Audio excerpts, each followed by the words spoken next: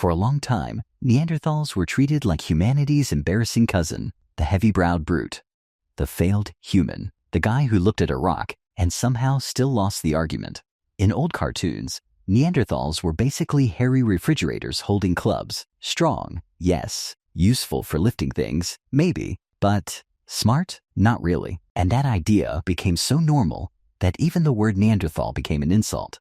If someone drives badly, we call them a Neanderthal. If someone eats with their mouth open, Neanderthal. If someone tries to fix a computer by hitting it, definitely Neanderthal. But the more scientists dig, the more awkward that insult becomes. Because Neanderthals were not apes with clubs. They were humans, different humans, ancient humans. And they may have been much smarter than the story we told about them. Neanderthals lived roughly from 400,000 to 40,000 years ago. Their world stretched across Europe and into Western and Central Asia. They survived cold landscapes, changing climates, dangerous animals, injuries, hunger, and thousands of years of problems that most modern humans would solve by immediately calling someone else. Their bodies were different from ours. They were usually shorter and stockier, with powerful muscles, wide chests, strong arms, heavy brow ridges, and large noses. Their bodies were not built for office chairs, touchscreen keyboards, or pretending to enjoy meetings. They were built for an ice age. A Neanderthal body was a survival machine. And then there was the brain. Late Neanderthal brains ranged roughly from 1,200 to 1,750 cubic centimeters. That means some Neanderthals had brains larger than the modern human average. But before we start handing them university degrees, brain size is complicated. A bigger brain does not automatically mean a better brain. Elephants have huge brains, and they still have not invented tax forms, which may actually prove they are smarter than us. But the point is this: Neanderthals were not stupid because their skulls were different. Their intelligence was simply tested by a different world. We often judge intelligence by modern things. Can you read? Can you write? Can you use a phone? Can you remember 16 passwords and still somehow fail to log in? But Neanderthals did not live inside our test. Their test was colder, sharper, and much less forgiving. Could you find shelter before the weather changed? Could you make a tool from stone? Could you read animal tracks in mud? Could you hunt something larger than you without becoming an educational warning for children? Could you survive a broken bone, an infected wound, or a winter with too little food? That is the real question. Not were Neanderthals smart like us, but smart for what? And for their world, they were frighteningly capable. Take their tools. A stone tool is not just a sharp rock. A good stone tool is a plan made solid. Neanderthals used prepared core techniques, including the famous Levallois method. That meant they did not simply smash rocks until something pointy happened. They shaped the stone core first, controlled the angles, and struck it in a way that produced useful flakes. That requires memory, sequence, practice, teaching, patience, and probably at least one person in the group saying, "No, not like that. You ruined the rock." They also made compound tools, attaching stone points to wooden handles. That sounds simple until you realize it means combining materials with different properties: stone for cutting, wood for reach, and sometimes adhesive to hold everything together. Some Neanderthal tools were hafted with birch tar, a sticky material that can be produced by heating birch bark. Whether they made it in very complex ways or simpler ways is still debated, but either way, this was not random. This was chemistry before chemistry had a name. Fire mattered too. For Neanderthals, fire was not just a cozy background decoration. Fire was warmth. Fire was cooking. Fire was protection. Fire was light. Fire was a workshop. Fire was the difference between a cave and a home.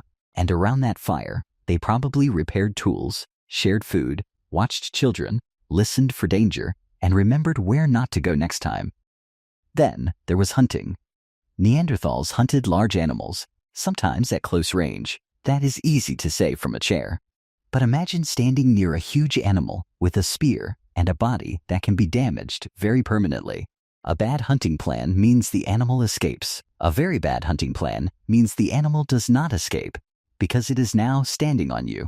Close-range hunting requires timing, courage, communication, and understanding the behavior of animals. You need to know where they move, how they react, what the wind is doing, where your group is standing, and exactly when everyone should act. That is not brute force. That is dangerous intelligence. They were also flexible eaters. The old image of Neanderthals as meat-only cave warriors is too simple. In many places they ate large animals, yes, but evidence also suggests they used plant foods depending on environment and season. Roots, nuts, seeds, maybe cooked plants, maybe whatever did not immediately regret entering the mouth. Survival is not one recipe, it is adaptation. And adaptation is intelligence. But perhaps the most powerful evidence is not a tool, or a fire, or a hunt. It is care. One famous Neanderthal, Shanidar I, had multiple serious injuries that healed. He lived to around 35 to 45 years old, which was old for a Neanderthal. He had injuries that would have made life difficult. He probably could not have survived without help from others. Think about what that means. His group did not simply abandon him because he was no longer perfect. They adjusted. They fed him. They tolerated his weakness. They kept him alive. That is social intelligence. Because intelligence is not only making a spear. Sometimes intelligence is keeping someone alive who can no longer throw one. Then we reach the mystery. Did Neanderthals make symbols? Did they make art? Did they believe things? This is where the science becomes exciting and also careful. In Spain, cave markings dated to more than 64,000 years ago have been argued to be Neanderthal made because they appear older than the known arrival of modern humans in that region. In France, at La Roche-Cotard, researchers reported cave engravings more than 57,000 years old, also attributed to Neanderthals. A line on a wall may not sound impressive until you remember that someone made it in darkness, deep in time, before history, before writing, before cities, before anyone could explain what it meant. Maybe it was symbolic. Maybe it was practical. Maybe it was something we do not have the imagination to understand, and that might be the problem. For generations, we looked at Neanderthals and asked, why were they not more like us? But maybe the better question is, why do we assume our kind of intelligence is the only kind that counts? A Neanderthal did not need to write poetry to be smart. They needed to survive a world that would treat most of us like soft snacks with opinions. They needed to understand stone, fire, animals, weather, injury, memory, and each other. And for hundreds of thousands of years, they did. So why did they disappear? The honest answer is, we do not fully know. Climate changed. Populations were small. Groups became isolated. Modern humans arrived in some of the same regions. Competition may have mattered.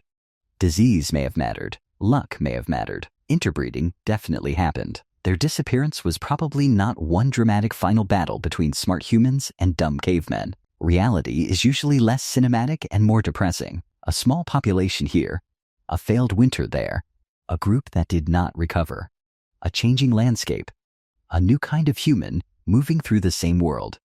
And slowly, the Neanderthal world became smaller, but they did not vanish completely. Many people alive today, especially outside Africa, carry a small amount of Neanderthal DNA, often around 2%. That is the strangest ending to the story.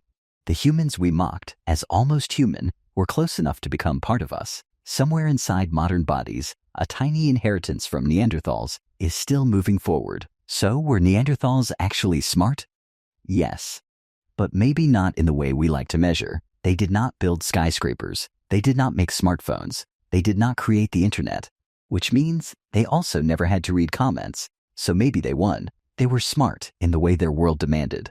Stone smart, fire smart, weather smart, animal smart, body smart, group smart, survival smart, and maybe symbolic in ways we are only beginning to recognize. The old stereotype said Neanderthals were failed versions of us. But maybe that was always the wrong story. They were not failed modern humans. They were successful Neanderthals. For hundreds of thousands of years, they lived, learned, adapted, suffered, cared, hunted, made tools, used fire, and left marks behind in stone and bone and DNA. And if intelligence means solving the problems your world gives you, then Neanderthals were not the dumb cousins of humanity. They were another answer to the question of how to be human. A different answer, a powerful answer, and one that is still, quietly, inside us.